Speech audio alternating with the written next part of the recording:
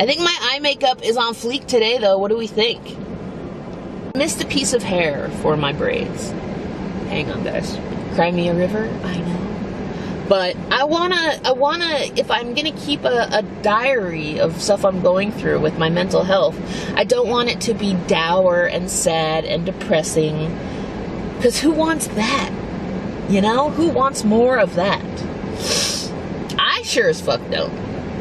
I want to feel inspired and empowered. I have to be willing and brave enough to get to the core issue of what everything is, and my brain is broken, and I've tried certain things over the years, but I'm very aggressively trying it now because obviously of what happened a couple weeks ago. It's a really hard road. It's but I'm still doing it. So I don't know where the strength comes from. But obviously I have it, and I'm using it, so I talked about this chart. This chart, I found this chart in the bathroom when I was going pee.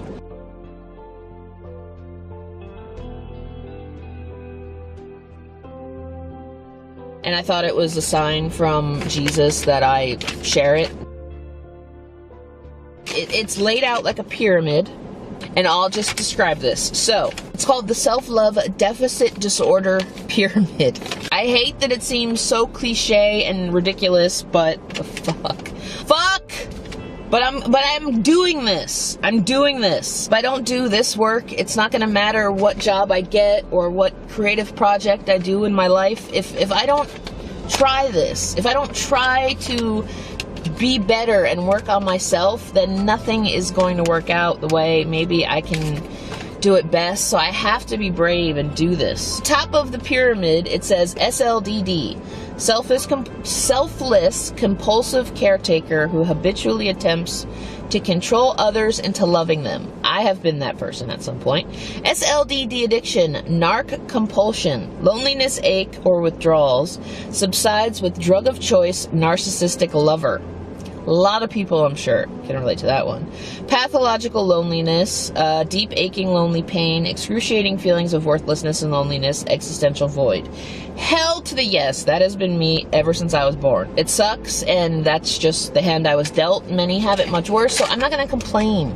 Core shame, fundamentally bad or flawed self-concept. I am only as good as what I do or not do for others, a human doing, and that's in quotes, as opposed to a human being. I thought that was pretty powerful. Then the bottom one says attachment trauma, conditional childhood attachment, neglect, abuse, and or deprivation. I had that. I'm sure you had that. All of us had that. Disassociated childhood trauma, expressed memories of abandonment. I know what you're thinking. You guys are probably like, Jamie, honestly, like, it is kind of embarrassing. It is kind of silly because I've talked to therapists, or I've been in situations where I'll feel like I'm just not fitting into our world, and the solution has been they just throw drugs at my face. They throw pharmaceuticals at my face, and sometimes they've made me feel better, sometimes they've worked, I'm not gonna lie, sometimes they didn't. And I do have a lot of free time, but I am using it to get better so I can be better. But having mental breakdowns and having mental illness it's not a joke. And it's not, I really wish these people that treat others that have depression or anxiety kind of like flippantly and dismissively, I wish they for one day could just see what it's like to be inside our brain. And then maybe they would have the tiniest bit of empathy or compassion, but then that's relying on somebody else, and we all know how I feel about that stuff. That's just the way the world is, and I am a realist and a little bit of a nihilist in that I just don't get or fit in with like most of humanity at large. And I'm glad I can't. I just don't. Either it's because of the things that I've been through, which have forced me to view life a certain way, but I can't relate to 99% of humanity. And I'm not bothered by that at all. But yeah, so I'm doing everything I'm supposed to. I am taking the medicines they're giving me. Haven't really noticed anything yet. I still have moments where I'm very frustrated with myself and I have to remind myself to be patient with myself. I need to stop being such a fucking monster to myself. That's the hardest part. And if you don't have people around you that are there to remind you of your awesomeness every now and then, that sucks, because your own monsters will eat you alive. Our demons will gnaw at our brain matter if we don't have even like some sort of artificial encouragement and validation from the outside. That sucks, but it's true. I am doing it one step at a time, 1 hour at a time. It is not hard. I mean, it is not easy, but I'm doing it.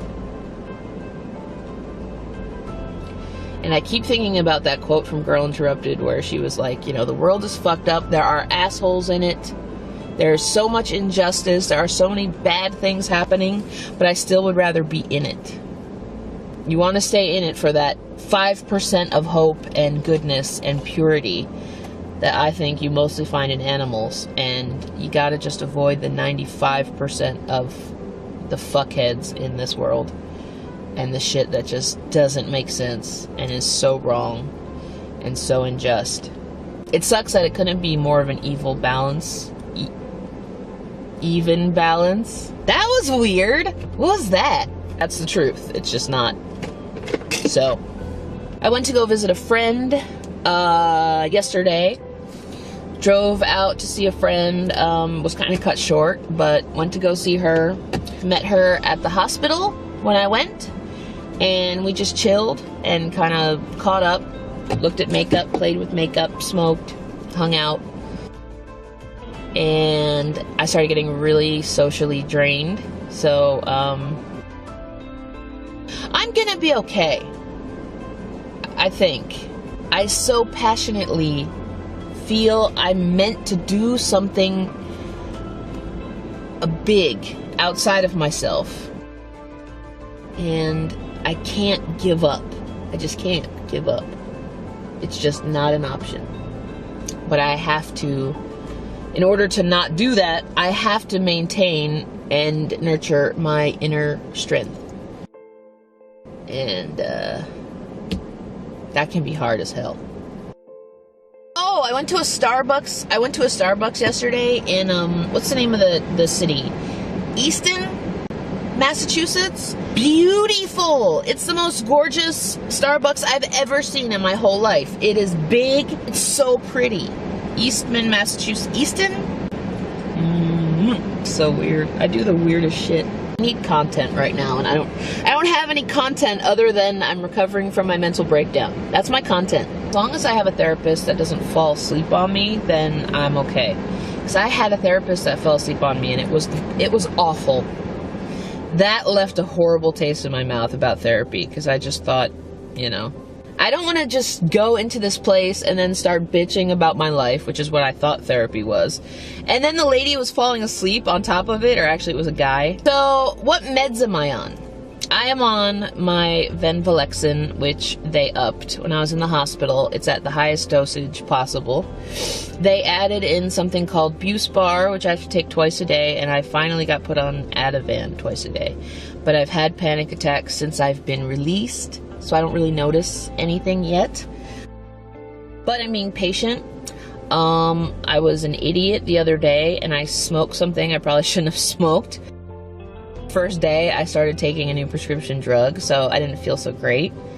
But I'm trying really hard. I'm trying really hard to get better, or whatever that means. I don't think there's like a destination where it's just all of a sudden everything is better.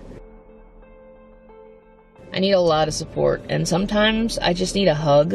A lot of times I need a hug. One of those weird people that needs like affection, and it just makes me feel better. I know there's so many that have it so much worse than I do, and if I complain, then I'll feel like a shithead. I got a message that actually said, it's too hot to be using your camera right now.